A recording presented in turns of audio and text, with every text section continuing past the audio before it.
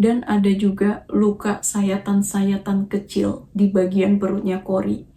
Lukanya tuh kayak cuma di sedikit-sedikit. Seolah-olah pelaku nih sempet main-main sama tubuhnya Cory.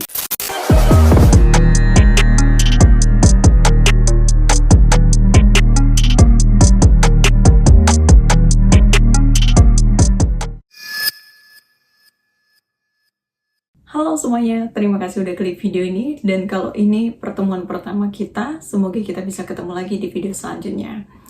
Dan untuk malam ini, orang pertama yang mau aku kenalin ke kalian adalah Cory Parker. Cory ini seorang mahasiswi di Jacksonville, Florida, yang ditemukan dalam keadaan sangat memprihatinkan. Saking creepy-nya kondisi Cory waktu dia meninggal, detektif yang menemukan Cory itu sampai bilang, kalau apa yang mereka lihat hari itu gak bakalan pernah bisa mereka lupain seumur hidup mereka. Tapi itu nanti kita bahas di bagian kronologi. Aku mau kenalin kalian dulu sama latar belakangnya Cory. Jadi Cory ini anak dari pasangan Bruce dan Liz Cory yang lahir tanggal 15 Agustus tahun 1973. Dia juga punya adik perempuan yang bernama Kimberly. Dia lahir di Rochester, New York. Aku lupa bilang. Tapi walaupun dia lahir dan sempat besar di Amerika, sebagian besar hidupnya tuh dia jalani di Florida. Karena setelah dia lulus SMA, dia memutuskan untuk mandiri, tinggal sendiri. Kebetulan waktu itu orang tuanya emang udah berpisah. Tapi hubungannya sama kedua orang tuanya, sama ibu tirinya Loretta Cory, dan juga sama Kimberly itu ya baik-baik aja. Keluarga mereka baik-baik aja. Cuma Cory ini pengen lebih mandiri aja. Dan keluarganya tuh juga mensupport apapun keputusannya Cory, mereka dukung. Terus sekitar tahun 1998, dia pindahlah ke Jacksonville, Florida. Di sana dia kerja sambil kuliah. Oh, aku dulu juga kerja sambil kuliah dan aku relate lah gimana capeknya. Tapi ada plusnya juga. Kalau udah pernah ngerasain kerja pas kuliah, nanti pas masuk kerja ke tempat lain, udah nggak terlalu kaget sama lingkungan kerja atau dunia kerja tuh gimana. Apalagi sama drama-dramanya. Wah, lebih seru dari drakor. Kalau kalian tahu maksudku. Kita balik ke Cory. Jadi setelah Cory tinggal di Jacksonville, Florida, di sana dia kerja dan biasanya pulang kerja atau waktu libur, dia tuh nongkrong sama teman-temannya. Dia juga tinggal di apartemen yang deket sama pantai Jacksonville. Dia sengaja pilih lokasi yang dekat dengan pantai, yang lingkungannya juga rame. Selain karena dia suka pantai, dia juga nggak terlalu suka tempat yang sunyi. Dan apartemen itu juga jadi kebanggaan tersendiri buat Cory. Karena apartemen itu dia beli dari hasil kerja kerasnya sendiri. Dia bisa beli apartemen itu di usianya masih 20-an. Jadi selama di Jacksonville, biasanya pagi-pagi Cory itu bakal pergi kuliah, terus siangnya dia kerja di bar Ragtime Tavern. Dan pulang kerja, biasanya dia tuh sempetin nongkrong dulu sama teman-temannya. Atau biasanya hari libur, dia ngajakin teman-temannya nongkrong, kumpul di apartemennya. Dia anaknya suka party. Jadi nggak jarang kalau dia punya waktu luang, dia lebih milih party sama teman-temannya. Dia anaknya pintar bergaul. Belum lama tinggal di sana, dia tuh udah punya teman dekat namanya Ashley. Ashley ini tetangganya juga. Dan pertemuan mereka ini dari hal yang sangat sederhana, dari hal yang sepele. Jadi waktu itu Cory ini lagi sama teman-temannya. Mereka tuh lagi rame-rame mau pergi ke pantai Jacksonville yang cuma berjarak 4 blok dari apartemennya. Terus dia melihat ada Ashley lagi berdiri di luar sendirian. Dia bilang lah, mau ikut nggak? Kita mau ke pantai, ayolah. Terus Ashley bilang, oh boleh-boleh. Dari situlah awal mula pertemanan mereka. Walaupun waktu itu Ashley tuh masih berumur 18 tahun, terus Cory udah berumur 25 tahun, tapi mereka nyambung-nyambung aja. Karena bagi Ashley, Cory itu udah kayak kakak perempuannya sendiri gitu, nggak cuma sebatas teman. Dan karena mereka ini tetanggaan, sering mereka tuh ngobrol berdua di apartemennya Cory, kadang di apartemennya si Ashley. Ya, namanya juga Cory. Selain cantik, dia juga ramah. Dan nggak cuma cewek aja yang suka kayak ngerasa terpikat sama keramat tamahannya si Cory ini. Beberapa cowok yang kenal dia juga pertama kali kenalan udah ngerasa kayak cocok nih, nyambung, asik nih sama Cory, kayak gitu. Salah satunya Joe. Joe nih kakaknya si Ashley. Dia anggota militer.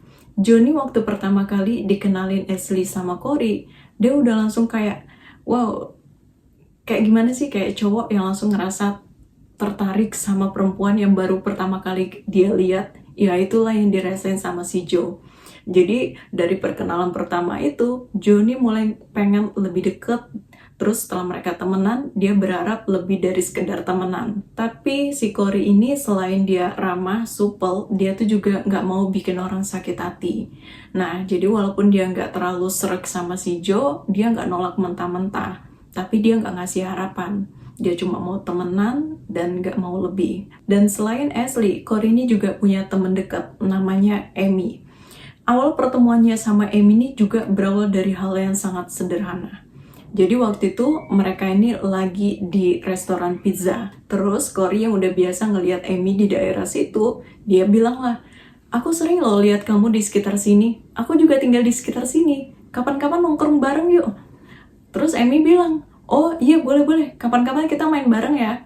Jadi dari situ, pas mereka mulai main bareng, nongkrong bareng, ternyata mereka juga sefrekuensi gitu. Jadi dari sinilah persahabatan Ashley, Amy, dan Cory. Tapi ya, Cory ini bukan cuma cowok aja yang tertarik pengen lebih deket sama dia. Cewek juga ada, namanya Tiffany.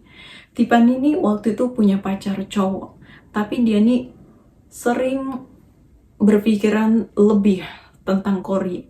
Dia sering mikir gimana kalau sama si Cory, ya kalian tahu maksudku, dia perempuan dan berpikiran lain tentang sahabatnya Cory.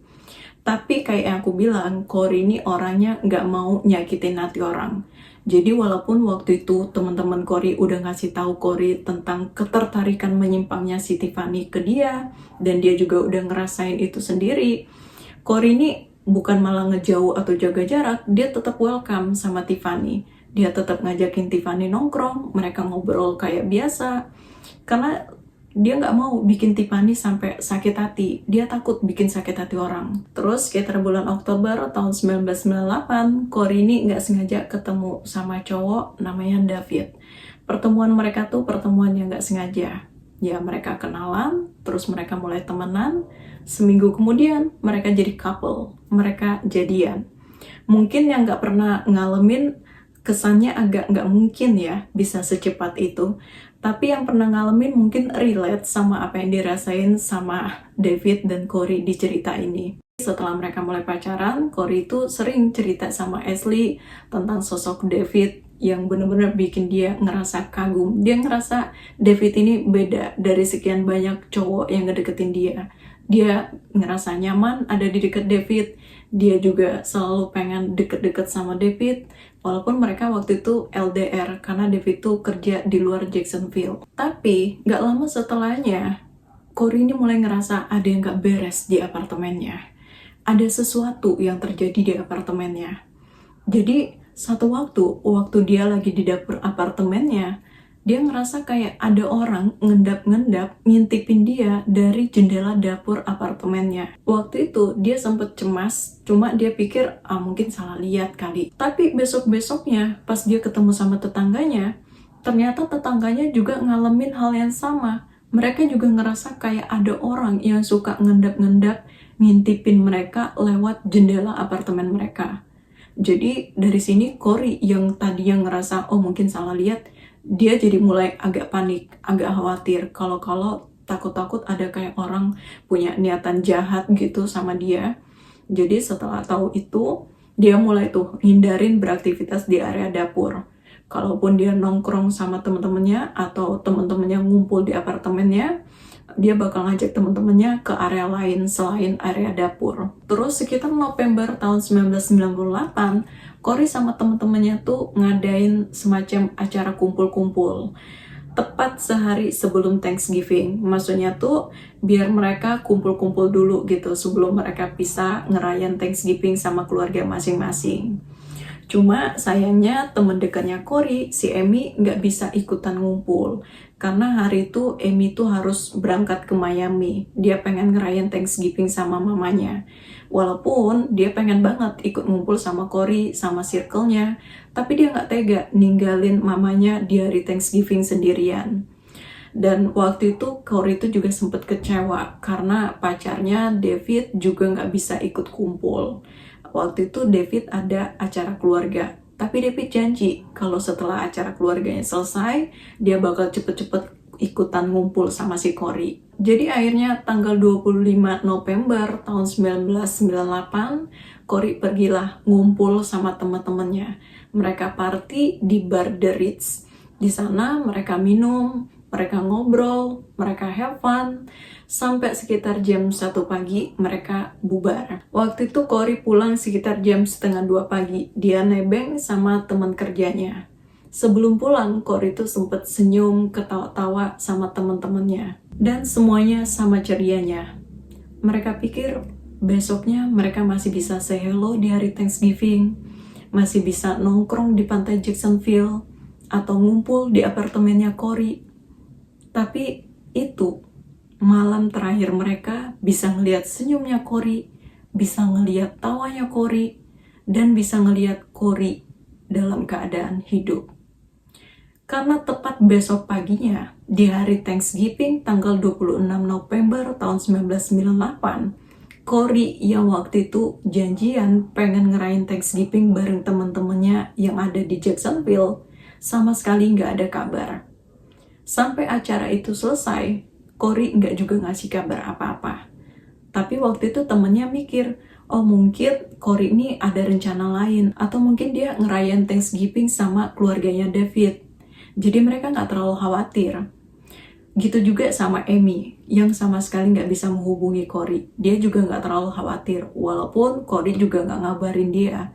Karena dia pikir mungkin lagi sibuk-sibuknya di hari Thanksgiving, jadi Cory belum sempat menghubungi dia. Dan yang sedihnya lagi, keluarganya Cory di Amerika. Sepanjang hari Thanksgiving itu, keluarganya nungguin telepon dari Cory. Tapi Cory nggak juga nelpon-nelpon mereka. Dan di sore harinya, keluarganya sempet nyoba nelpon Cory. Tapi sama sekali nggak ada respon. Cuma sama kayak Amy, sama kayak teman-temannya Cory di Jacksonville, keluarganya Cory ngiranya Cory terlalu sibuk, sampai nggak sempet ngabarin mereka di hari Thanksgiving. Jadi mereka pikir mungkin besok kali Cory bakal telepon mereka, mungkin besok Cory bakal minta maaf karena nggak sempet nelpon mereka di hari Thanksgiving. Cuma sampai besok paginya, Cory sama sekali nggak ngasih kabar apa-apa ke mereka. Dan besok paginya, di tanggal 27 November tahun 1998, barulah ada yang bener-bener nyadarin kalau Cory ngilang. Hari itu Cory nggak masuk kerja dan nggak ngasih kabar apa-apa. Dan manajernya Cory cemas tuh, tumben-tumbenan gitu ini anak nggak masuk kerja dan nggak ngasih kabar apa-apa. Nggak Cory banget. Karena di sana Cory tuh dikenal punya integritas yang tinggi. Dia bakal nggak pernah neko-neko selama kerja di sana. Jadi manajernya nih ngerasa khawatir, dia suruhlah salah satu karyawannya buat ngecek ke apartemennya Cory. Kenapa gitu? Cory sama sekali nggak masuk dan nggak ngasih kabar apa-apa. Jadi pas karyawan itu sampai di apartemennya Cory, dia cobalah ketok-ketok pintunya Cory. Tapi nggak ada jawaban. Dia coba teriak-teriak panggil Cory, nggak juga ada yang nyaut. Tapi mobilnya Cory ada terparkir di jalan masuk. Cuma setelah dia nunggu beberapa kali ngotok-ngotok pintu, manggil-manggil, nggak ada jawaban, dia putusin buat balik lagi lah ke manajernya. Terus dia bilang, Pak, saya udah ketok-ketok Pak, mobilnya ada, tapi orangnya nggak nyaut-nyaut Pak. Manajernya nggak puas sama apa yang dia bilang. Kamu cek bener-bener Gih, kamu pastiin dulu Cory-nya ada atau enggak. Karena manajernya waktu itu berharap Cory itu cuma ketiduran atau mungkin kecapean atau minimal sakit lah karena habis ngerayain Thanksgiving. Tapi sebenarnya di lubuk hatinya tuh mungkin ya dia udah punya feeling gitu. Dia udah ngerasa kayak takut gitu, udah ngerasa khawatir ada sesuatu terjadi sama Cory. Karena sebelum-sebelumnya Cory tuh selalu ngabarin kalau dia nggak bisa masuk kerja. Dan biasanya kalau dia dihubungi, Cory itu bakal selalu fast respon. Tapi hari itu sama sekali nggak ada kabar, di telepon juga nggak bisa. Jadi dia udah takut-takut cemas nih. Terus waktu karyawannya balik lagi ke apartemennya Cory, kali ini dia nggak cuma manggil-manggil atau ngetok pintu. Dia cobalah ngelilingin apartemennya Cory. Terus dia ngeliat ada salah satu jendela apartemennya Cory yang kebuka. Jadi dia masukin lah jarinya, ngegeser hording jendela itu. Pas dia geser hording jendela itu, dia ngeliat kedua kakinya Cory. Tapi itu bukan sebatas kaki. Di sekitar kaki Cory ada banyak noda cairan merah. Dia langsung tarik nafas, dia panik, dia juga gemeteran dengan apa yang dia lihat. Dia jelas tahu kalau Cory nggak baik-baik aja, sesuatu yang buruk baru aja terjadi sama Cory. Tapi bukannya langsung nelpon polisi, dia malah balik lagi ke manajernya. Dan dia ceritain lah apa yang dia lihat. Gak pakai lama, manajernya Cory langsung nelpon polisi, dia kirim ke alamatnya Cory. Waktu itu 2 petugas yang datang ke apartemennya Cory. Karena mereka udah ngetok-ngetok gak ada jawaban dan pintu itu kekunci, jadi salah satu dari mereka masuk lewat jendelanya Cory, terus ngebukain pintu utama, jadi temennya bisa masuk. Pas mereka masuk ke ruang utama, ya nggak ada yang janggal di sana. Semuanya rapi, sama sekali nggak ada yang mencurigakan. Tapi di kamar tidur, mereka menemukan Cory dalam keadaan tanpa pakaian satupun. Dan kondisi tubuh Cory, bagian ini benar-benar bikin tarik napas. Jadi Cory ditemukan dalam keadaan tanpa pakaian, dan tubuhnya tuh agak nyender ke tempat tidurnya. Dia di lantai, tapi badannya tuh agak nyender ke tempat tidurnya. Kedua tangannya terkulai di sisi tubuhnya, kepalanya tertunduk, dan kedua kakinya terbuka lebar. Tapi yang bikin lebih mengerikan lagi, noda merah di sekujur tubuh Cory. Saking penuhnya noda merah itu, Cory tuh udah kayak disiram cat merah dari ujung kepala sampai ujung kaki. Dan ini tuh benar-benar bikin petugas shock ngelihat apa yang mereka lihat. Mereka langsung nelpon tim bantuan dan ngamanin area apartemennya Cory. Terus pas tim bantuan udah datang, mereka mulai nih ngecek setiap sisi ruangan apartemennya Cory. Mereka coba ngecek di bagian ruang utama, seperti yang aku bilang di awal, nggak ada yang terjadi apa-apa. Tapi waktu mereka masuk ke bagian dapur, ada bercak noda merah di bagian dinding dapur, juga di wastafel. Dan di jendela dapur, ada jejak noda merah di bagian dalam dan di bagian luar jendela itu, kayak ada bekas jari seseorang. Waktu detektif ngelihat itu, detektif yakin nih, pelaku mungkin keluar lewat sana. Dan dari kondisi tubuhnya Cory, detektif yakin waktu itu kalau Cory ini sempat mengalami pemaksaan yang dilakukan oleh si pelaku. Cuma yang lebih mengerikan dari apa yang mereka temukan di tubuhnya Cory, sekujur tubuhnya Cory itu penuh luka-luka tusukan. Bahkan saking banyaknya luka-luka itu, detektif sampai nggak bisa menghitung ada berapa banyak luka di tubuhnya Cory. Karena selain luka itu terlalu banyak, beberapa luka itu sampai ketutup sama noda merah yang ngalir dari dalam tubuhnya Cory. Dan di lehernya Cory juga ada bekas luka tusukan. Waktu melihat itu, detektif yakin kalau Cory mungkin meninggal karena luka di lehernya. Selain luka-luka tusukan itu, detektif juga ngelihat di sela-sela jari Cory itu ada beberapa helai rambut. Dari sini, detektif yakin kalau kemungkinan sempat terjadi perlawanan antara pelaku dan Cory. Jadi, mereka langsung kirim jasanya Cory ke pihak medis untuk dilakukan pemeriksaan, sementara mereka lanjut nyari petunjuk dan jejak pelaku di apartemennya Cory. Waktu penyidik ngecek ke sekitar tempat tidurnya Cory, mereka menemukan ada kaos kaki berwarna putih kayak yang di foto ini, ada noda merah dan beberapa helai rambut. Dan di pakaian dalamnya Corey juga terdapat rambut yang jelas bukan milik Corey. Tempat tidurnya Corey juga cukup berantakan. Detektif juga menemukan ada korek api yang warnanya tuh hitam dan ada warna keemasannya juga. Mereka yakin itu punyanya si pelaku. Terus di bagian dapur, mereka juga ngeliat ada kunci mobil dan dompetnya Corey di sana. Tapi mereka tetap ngambil beberapa sidik jari dari gelas bekas anggur di wastafelnya Corey. Mereka juga ngambil beberapa potongan dari spray tempat tidurnya Corey. Detektif ngumpulin semua setiap detail yang bisa nuntun mereka ke jejak pelaku. Corey ini dikenal baik, ramah, dan gak ada teman-temannya yang bilang kalau mereka bermasalah sama Corey. Dan setahu teman-temannya Corey ini juga nggak pernah atau nggak sedang bermasalah sama siapapun. Jadi detektif agak bingung nih, kalau semua teman-temannya nganggap dia baik, terus siapa yang bisa setega itu sama Corey? Jadi detektif mulai merinci nih semua detail tentang Corey.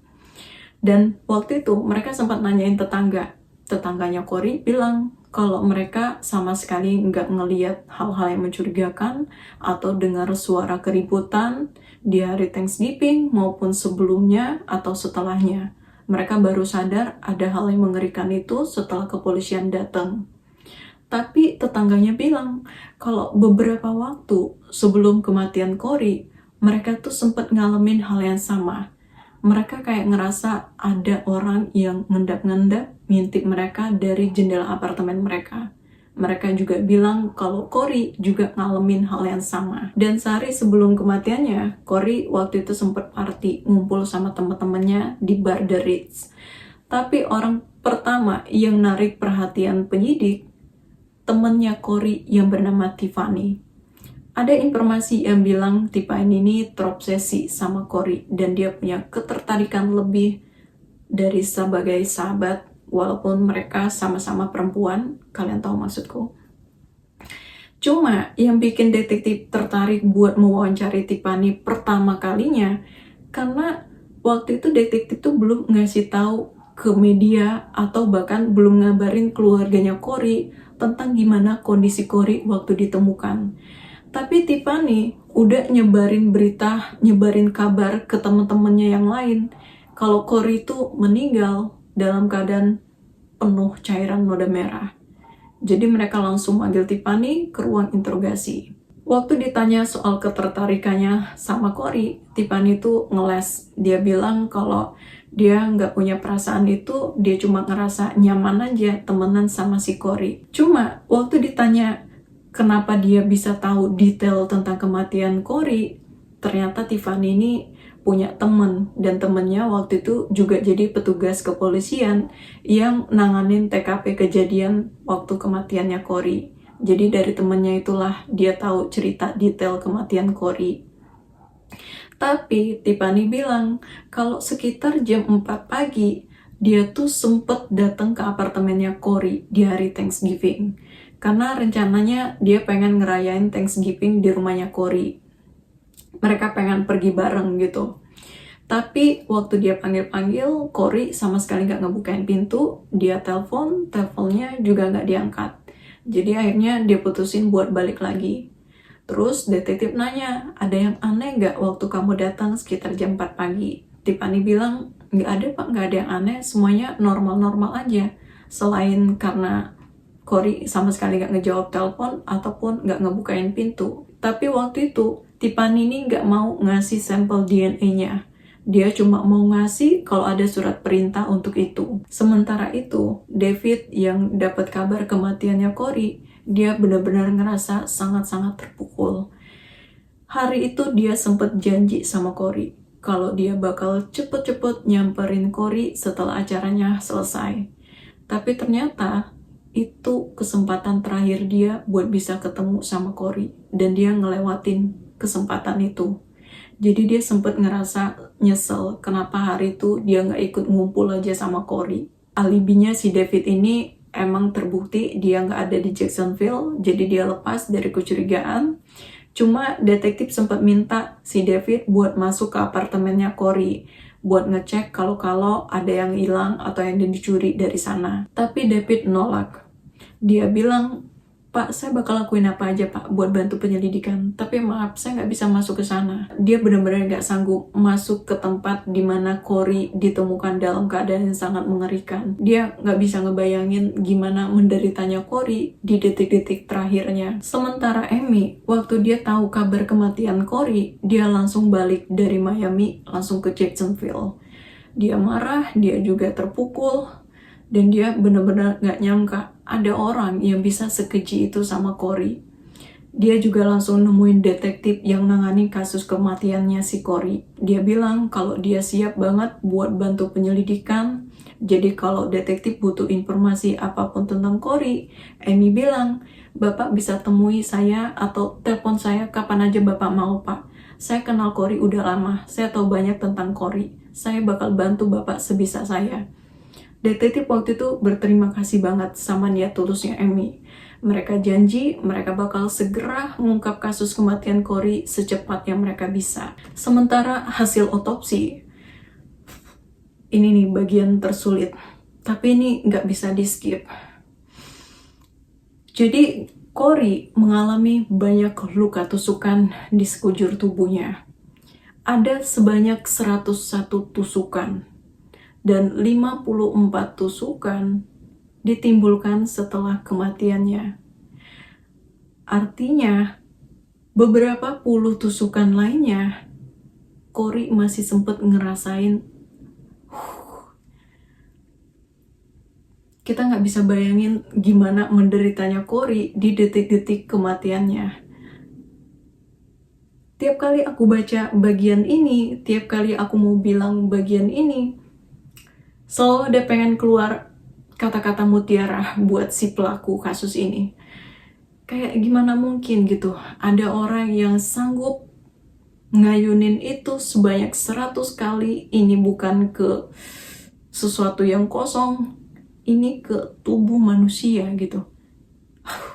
Dan ada juga luka sayatan-sayatan kecil di bagian perutnya Cory. Lukanya tuh kayak cuma di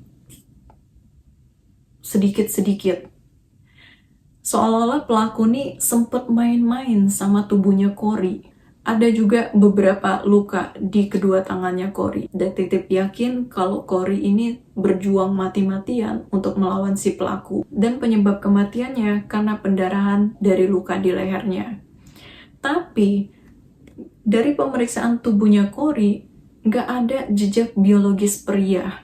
Jadi nggak ada tanda-tanda kalau dia ini dikerjain sebelum atau sesudah kematiannya. Detektif juga udah ngecek ke area kamarnya Cory, ke tempat tidurnya Cory. Mereka juga nggak menemukan ada jejak biologis pria di situ. Artinya Cory benar-benar lebih memilih kesakitan demi mempertahankan kehormatannya daripada nurutin kemauannya si pelaku. Waktu itu, detektif juga nggak menemukan senjata pelaku di apartemennya Cory. Tapi mereka memperkirakan kalau si pelaku ini menggunakan pisau kecil yang panjangnya tuh sekitar 3 inci. Terus nggak lama setelahnya, detektif menginterogasi teman kerjanya Cory yang bernama Eric. Karena ada informasi yang bilang kalau Eric nih dikenal sebagai pria aneh di tempat kerjanya, dan dia tuh sangat terobsesi sama si Cory. Eric nih sering terus-terusan ngegangguin si Cory. Dia juga sering nelponin Cory dan terus-terusan berusaha buat deket-deket sama Cory. Tapi kayak yang aku bilang di awal, Cory tuh orangnya nggak enakan dan takut banget bikin sakit hati orang. Jadi walaupun dia risih sama kelakuannya si Eric, dia sama sekali nggak ngejauh atau jaga jarak. Dia tetap welcome, nerima Eric kayak temennya sendiri. Dan di hari Thanksgiving, Eric nih nyiapin dinner buat dia sama si Cory. Dia nggak nanya dulu Cory mau atau enggak, Cory bisa atau enggak. Dia langsung siapin semuanya. Dan setelah semuanya siap, dia udah selesai masak, dia telepon lah tuh Cory di hari Thanksgiving. Tapi waktu itu teleponnya nggak diangkat. Jadi dia tinggalin pesan suara. Isinya tuh gini, "Hey Cory, ini Eric. Aku mau ngajak kamu Thanksgiving bareng. Aku udah siapin semuanya. Aku udah masak, semuanya udah siap. Kamu cukup datang aja. Aku tunggu jam 4, oke? Tapi sampai hari Thanksgiving berlalu, Cory nggak pernah nelpon balik atau ngabarin si Eric. Dan Eric baru tahu kenapa setelah detektif nemuin dia buat interogasi. Dan waktu interogasi, Eric ini terang-terangan ngakuin ke detektif kalau dia emang terobsesi sama Cory. Dia juga sering berfantasi liar dan brutal tentang Cory. Kenapa aku sebut kata brutal? Karena fantasinya ini bukan sebatas fantasi pria yang membayangkan seorang perempuan sambil menyenangkan diri mereka dengan jari-jari mereka. Kalian tahu maksudku. Tapi fantasinya Eric ini, dia menghayalkan bisa itu sama si Cory dengan cara yang menyakitkan. Aku nggak tahu istilahnya tuh apa, tapi ini semacam kelainan. Cuma Eric bilang, dia tuh emang mengalami masalah mental dan emosional. Terus detektif nanya, semisal nih Cory mau atau kamu punya kesempatan buat ngelakuin fantasi kamu itu, kira-kira kamu bakal ngelakuinnya gimana? Eric bilang, saya nggak tahu sih Pak. Saya emang berfantasi tentang itu, tapi saya nggak yakin apa saya benar-benar mau ngelakuin itu. Cuma kalau misal saya punya kesempatan buat ngelakuinnya, mungkin saya bakal melakukan itu sama Cory sambil sedikit menyayat-nyayat tubuh dan tenggorokannya. Eric terang-terangan loh ngakuin fantasi brutalnya ini ke detektif. Dan dia sama sekali gak menyangkal kalau dia emang terobsesi sama Cory. Tapi Eric bilang, Pak, saya emang berfantasi tentang itu sama Cory. Tapi saya gak terlibat sama kematiannya. Dan saya selalu berusaha keras untuk gak ngelakuin fantasi itu ke Cory.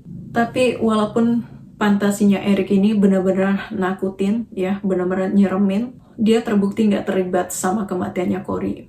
Dari jejak DNA yang ada di TKP apartemennya Cory, gak cocok sama DNA-nya si Eric. Jadi detektif ngelepasin lah si Eric dari kecurigaan mereka. Detektif tuh juga sempet mewawancarai si Joe, orang yang terus-terusan berusaha buat ngedeketin Cory walaupun dia tahu Cory tuh udah punya pacar, si David. Kalian ingat Joe, kakaknya Ashley? Tapi aku bakal singkat aja soal Joe. Setelah dicek DNA-nya Joe juga nggak cocok sama jejak DNA yang ada di TKP. Di titik ini, detektif juga udah mencoret Tiffany dari kecurigaan mereka. Karena dari informasi ilmuwan, jejak DNA yang ada di TKP adalah darah pria, bukan wanita. Jadi mereka cuma fokus ke subjek laki-laki. Tapi kasus ini sama kayak kasus yang kita bahas sebelumnya, kematian Brooke Becker. Penyelidikan kematiannya si Cory Parker juga harus terhenti selama lebih kurang 2 tahun karena buntunya petunjuk dan informasi dari penyelidikan. Tapi keluarganya Cory nggak tinggal diam. Mereka umumin reward sebesar $20.000 buat siapa aja yang punya informasi tentang kematiannya Cory. Terus nggak lama setelahnya, sekitar 6 bulan kemudian, adalah seorang pria yang bernama Julie Sandwich. Si Julie ini bilang kalau di waktu kematian Cory ada teman kerjanya yang namanya Robert Denny nunjukin gelagat yang mencurigakan. Dia mergokin si Robert ini nangis histeris sambil ngeliatin berita kematiannya Cory. Dan waktu itu si Robert ini sempet izin cuti dadakan ke atasannya karena dia bilang anaknya di Texas meninggal dunia, jadi dia harus segera pulang ke Texas. Teman-teman kerjanya si Robert itu sempat ngumpulin uang sebagai bentuk bela sungkawa mereka, sekalian bantu Robert beli tiket buat pulang ke Texas. Manajernya Robert juga benar-benar ngerasa empati sama kemalangan yang dialami Robert. Manajernya waktu itu sempat datang ke rumah kakaknya, karena waktu itu Robert tuh tinggal di rumah kakaknya yang udah berkeluarga. Cuma waktu manajernya sampai di rumah kakaknya, dia sampein lah maksud kedatangannya dan dia ceritain lah apa yang dia dengar dari Robert. Kakaknya Robert bilang, "Hah? Robert tuh belum nikah, Pak. Dia bahkan gak punya anak." satu kantor diprank sama si Robert. Dan waktu detektif ngecek siapa Robert yang dimaksud Julie, ternyata Robert ini anak 17 tahun yang dulu tinggal sebelahan sama apartemennya Corey. Jadi 2 tahun sebelumnya, waktu kematian Corey di tahun 98, si Robert ini masih berumur 17 tahun. Dan polisi waktu itu sengaja nggak mau wawancari Robert, karena dikiranya mereka tuh nggak mungkin lah anak 17 tahun terlibat sama kematian yang benar-benar tragis itu. Jadi mereka mulai nyelidikin nih profil keluarganya Robert. Dan ternyata Robert ini adiknya Patrick Denny yang lagi di penjara karena kasus penghilangan nyawa seorang perempuan muda berusia 27 tahun bernama Teresa Catherine. Jadi dulu di tahun 1990 keluarga Robert ini tinggal di Texas, dan kakaknya Patrick Denny waktu itu masih berumur 15 tahun. Patrick tuh masih SMA, dia juga kerja paruh waktu sebagai pengantar koran. Dan satu waktu dia pertama kali ngantar koran ke rumahnya Catherine, pertama kali ngeliat parasnya Catherine, dia tuh udah langsung kayak tertarik gitu, langsung terpikat sama kecantikannya Catherine. Tapi waktu itu dia sadar diri, dia masih 15 tahun, Catherine udah berumur 27 tahun, dan waktu itu Catherine juga tinggal bareng pacarnya, jadi dia tahu kalau dia nggak bakal punya kesempatan lebih. Cuma setelah dia ketemu sama Catherine, dia tuh terus berfantasi sama Catherine. Dia ngebayangin gimana sama Catherine, dan fantasi aja nggak cukup buat Patrick. Dan di tanggal 28 Agustus 1990, harusnya hari itu Patrick tuh cukup ngasih koran ke Catherine, terus dia pergi. Tapi enggak, hari itu enggak. Dia mewujudkan fantasinya. Jadi waktu Catherine ngebuka pintu, niatnya mau ngambil koran dari Patrick langsung nerobos masuk ke apartemennya Catherine dan ngeluarin pisau yang dia simpen di sakunya. Dia langsung ngancem Catherine, nyuruh Catherine buat ngebuka semua pakaiannya. Catherine yang ketakutan mau nggak mau nurutin permintaannya Patrick. Tapi waktu Patrick mulai nyoba untuk ngelakuin itu ke Catherine tuh mulai ngelawan, dia ngebrontak, dan dia juga mulai teriak minta tolong. Dan waktu itu Patrick tuh sempat kewalahan untuk nutup mulutnya Catherine pakai tangannya. Dan Catherine tuh sama sekali nggak mau diem. Dia terus-terusan teriak minta tolong. Dan karena Catherine sama sekali nggak bisa didiemin pakai tangan, akhirnya Patrick mengayunkan tangannya satu kali. Satu kali ayunan Patrick, Catherine masih bisa bersuara dan dia terus minta pertolongan. Sampai ayunan itu berulang kali terus-menerus nggak berhenti-henti. Catherine udah benar-benar bungkam buat selama-lamanya. Patrick nikam Catherine sebanyak 97 kali. Kalian bisa bayangin? Dia ngelakuin itu non-stop. Kayak, kalian bisa bayangin apa yang dia lakuin Patrick? Dia ngelakuin 97 kali ayunan sampai dia nggak sadar kalau dia udah ngemotong jarinya sendiri. Dan karena inilah kenapa kasus kematian Catherine ini terbongkar. Karena lukanya si Patrick itu ninggalin jejak darah di TKP, jadi polisi berhasil mengungkap kematiannya si Catherine. Dan atas kejahatannya ini, si Patrick tuh diadili sebagai orang dewasa, walaupun dia waktu itu masih berumur 15 tahun. Dia divonis penjara seumur hidup tanpa kemungkinan pembebasan bersyarat. Jadi dari kasus Patrick ini, detektif yakin jangan-jangan si Robert ini terinspirasi sama apa yang dilakuin kakaknya. Karena apa yang terjadi sama Corey mirip sama apa yang terjadi sama si Catherine. Kakaknya Robert juga bilang kalau dia pernah mergokin Robert itu lagi ngendap-ngendap ke apartemen tetangga mereka sekitar jam 3 pagi. Dan Robert ini juga kecanduan film dewasa. Tapi yang bikin kakaknya benar-benar ketakutan sama si Robert, adiknya sendiri, karena waktu dia tidur, dia kebangun dan ngelihat Robert berdiri tepat di samping tempat tidurnya sambil ngeliatin dia yang lagi tidur. Jadi dari kejadian itu kakaknya tuh langsung ngusir Robert dari rumahnya. Dan setelah diusir kakaknya, ternyata Robert ini tinggal di Maryland, di rumah seorang perempuan yang berusia 52 tahun, yang dia kenal dari dating app. Dan Robert ini selingkuhan perempuan itu. Entah gimana ceritanya, tapi perempuan itu berhasil ngeyakinin suaminya buat nerima Robert numpang tinggal di rumah mereka sementara waktu. Dan di belakang suaminya, kalian tahu apa yang mereka lakuin?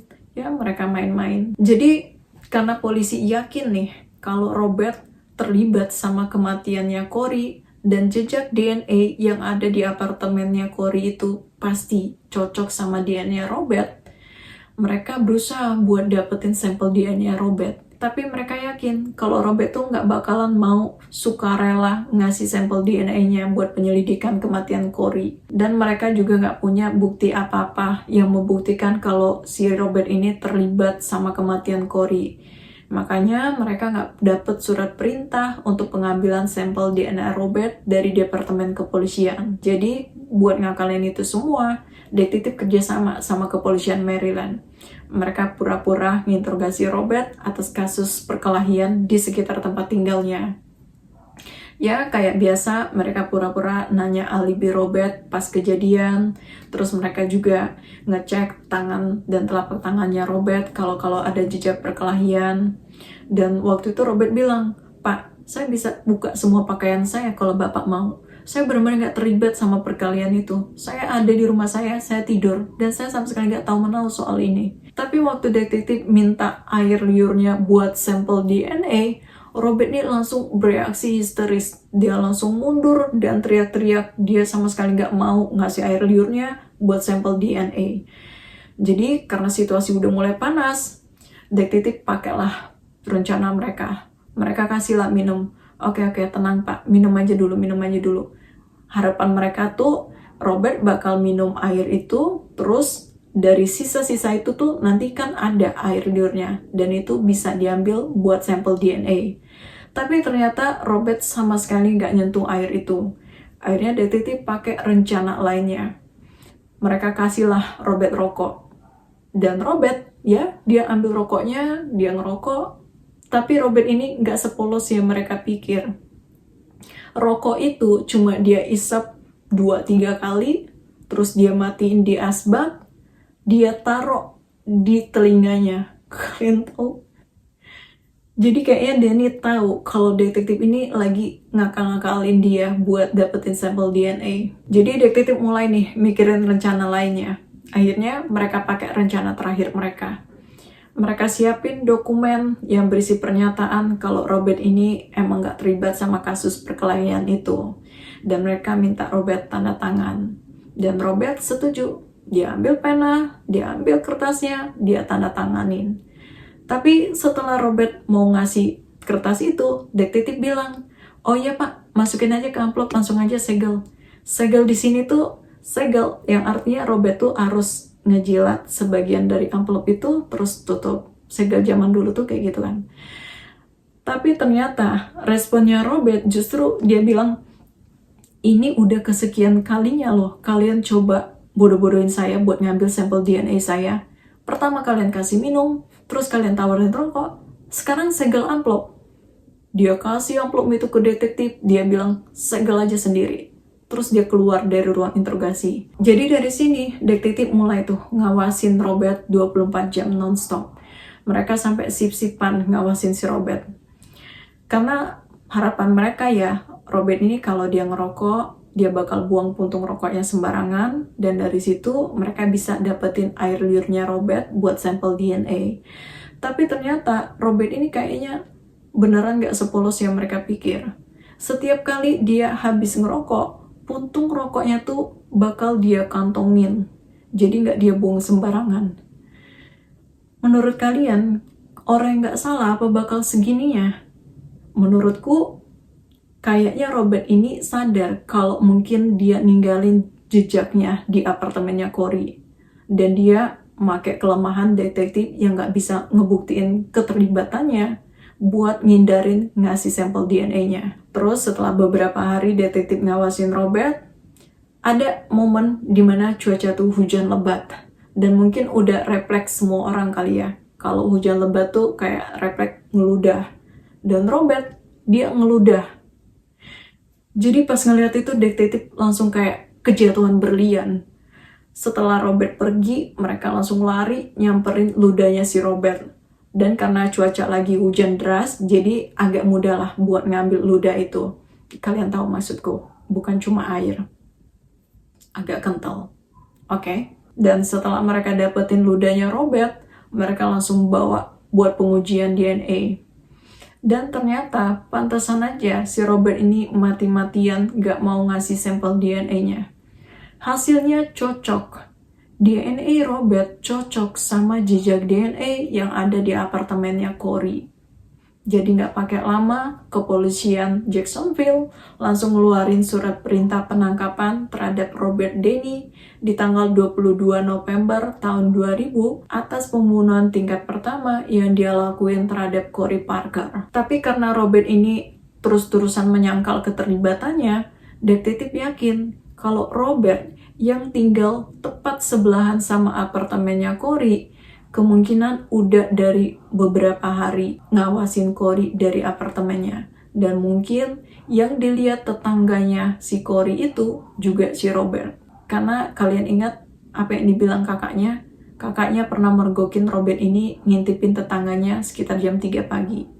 Mungkin itu juga terjadi waktu dia tinggal di sekitar apartemennya Corey. Jadi mungkin setelah dia ngawasin Corey, dia berfantasi sambil ngeliatin Corey, dan itu nggak cukup. Akhirnya malam itu diam-diam mungkin dia udah nyelinap, entah dia masuk sebelum Corey pulang atau dia masuk pas Corey tidur. Tapi yang jelas dia mencoba untuk memaksakan hubungan itu sama Corey, dan ternyata Corey sanggup mati buat mempertahankan kehormatannya daripada menuruti kemauannya Robert. Dan tusukan itu tusukan kemarahan karena Corey nggak bisa diam dan nggak mau nurutin kemauannya. Tapi 101 kali itu benar-benar sulit. Setiap kali aku ngebayangin 101 kali, kayak kok bisa gitu loh, sanggup. Dan Robert ninggalin jejak darahnya di jendela apartemennya Corey. Entah malam itu dia terluka karena perlawanan Corey, atau dia luka karena pisau yang dia pegang atau semacamnya, tapi ada jejak darahnya di jendela apartemennya Corey. Dan korek yang tadi hitam, ada warna keemasannya juga. Mantan pacarnya Robert bersaksi di persidangan kalau itu emang milik Robert. Jadi udah ada beberapa bukti kuat yang gak bisa dia sangkal. Walaupun sampai sekarang dia gak pernah mengaku terlibat sama kematiannya Corey. Tapi walaupun selama persidangan dia selalu menyangkal dan gak pernah mau mengaku bersalah, tanggal 17 Mei tahun 2005, juri menilai kalau Robert Denny bersalah dan dia divonis hukuman penjara seumur hidup tanpa kemungkinan pembebasan bersyarat. Corey. Kadang kita nggak tahu seliar dan sebrutal apa pikiran orang-orang di sekitar kita. Apalagi, Corey mungkin malam itu bisa punya pilihan lain. Mungkin dia bisa aja nurutin kemauannya Robert, tapi dia lebih memilih mempertahankan kehormatannya. Dan terima kasih udah nemenin bahas kasus kematian Corey. Semoga kita bisa ambil pembelajaran dari apa yang kita bahas malam ini. Selamat menunaikan ibadah puasa, terus semangat sahurnya, terus semangat war takjilnya. Kita ketemu lagi di next video. Bye-bye.